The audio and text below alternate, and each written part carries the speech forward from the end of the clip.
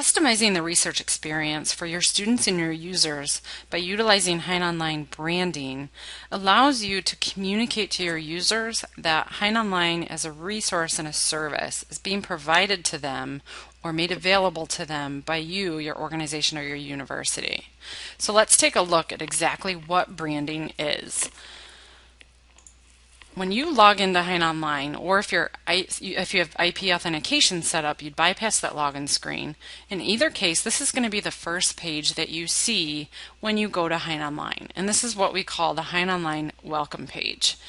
And this is the first place that you would see branding if you have branding set up on your account. So on the right side here, you'll see RAND Library, and RAND Library has given us permission to use them in our demos to illustrate what branding is. But this box here, you essentially are going to tell us what is going to be displayed in this box. And this top part where it says RAND Library, that could say provided by and your university name. That could say sponsored by and your name. That can say whatever you would like it to say. Additionally, you're going to tell us where you want that to link to. So in this case, RAND Library hasn't linked to their intranet, and I'm not going to click on that link because I can't access their intranet. But you tell us what you want that to link to. Now underneath that, you can display your logo.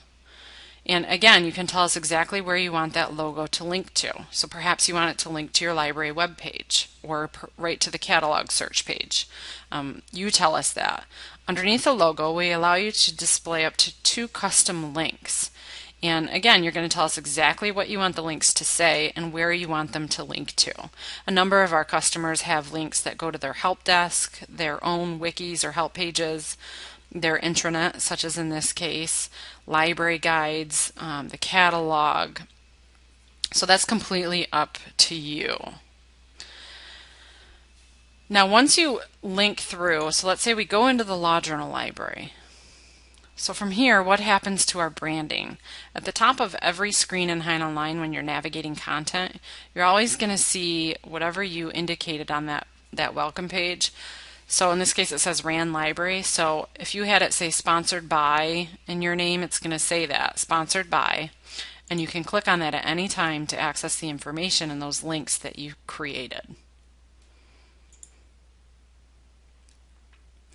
Now the last piece of branding is setting up ISSN or OpenURL linking, and we strongly encourage you to set this up, just to really help further aid your researchers and your users in finding material. So where exactly does ISSN or OpenURL linking come into play? In some cases in HeinOnline, specifically let's say in the Law Journal library, you might come across a more current article for which we haven't or can't provide you the full text. And that's just based on the contract with the publisher. The publisher has said, you know, I want you to put a 1-volume embargo on my title. So we can't give you the most current volume in HeinOnline.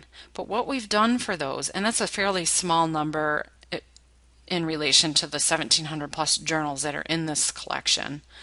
But what we've done in those cases is we've indexed those articles so that you at least know those articles exist. And subsequently for those articles, when you're doing a search in HeinOnline, if you come across one of those articles where we can't give you the full text, we'll display a link that lets your user link to your local library catalog to see where else in your library they would be able to get it.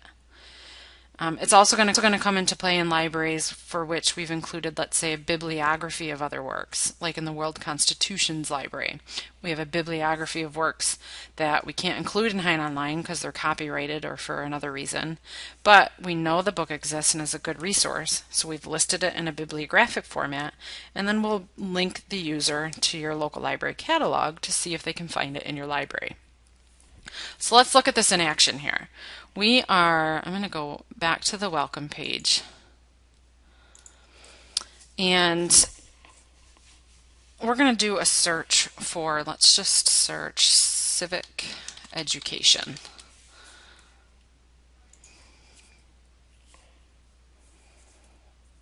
Now I'm going to narrow this search to just Law Journal articles, so I'm going to choose Law Journal Library, and I want to see just articles. And then I want to focus 2006 to date, so the current articles. Okay, so here's our results. Now, as we scroll through here, you'll notice some of the results are shaded red. And these are the articles for which we can't provide you with the current text. And that's just based on, again, the contract with the publisher.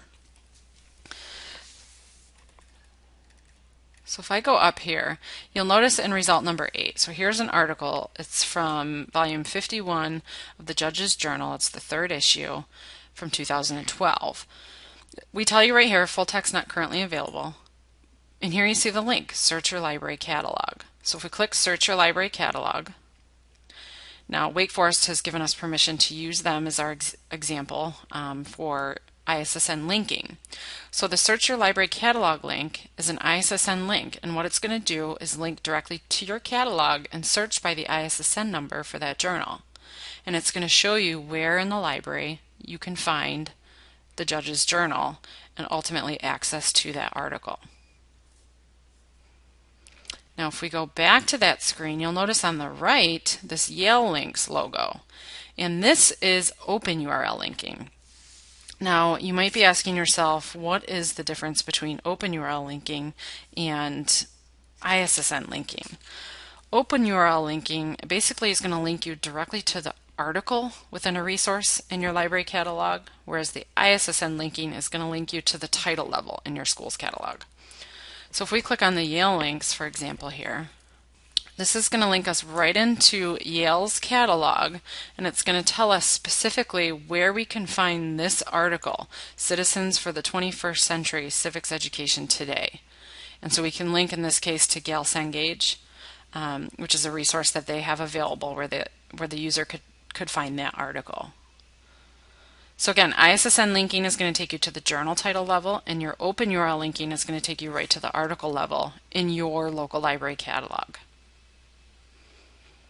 Now branding, again, it's a value add to your subscription. There's no additional fees to set it up. You're not going to incur any additional charges, in your billing or renewals.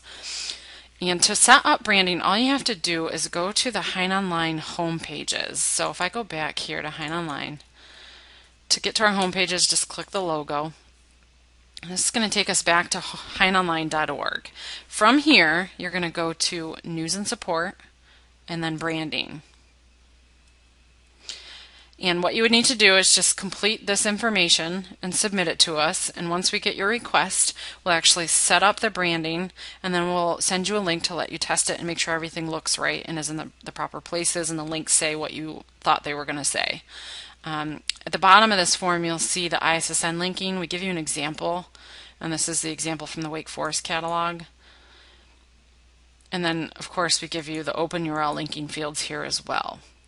Now this one that says OpenURL image link, that Yale Links logo that we saw, if you want the OpenURL linking to have a logo or something, that's where you would provide the link to where that image is hosted. So again, to request branding, you would fill this information out and submit it to us. If you have any questions at all, just contact us at HeinOnline Support. You can contact us via the 800 number or email address or live chat.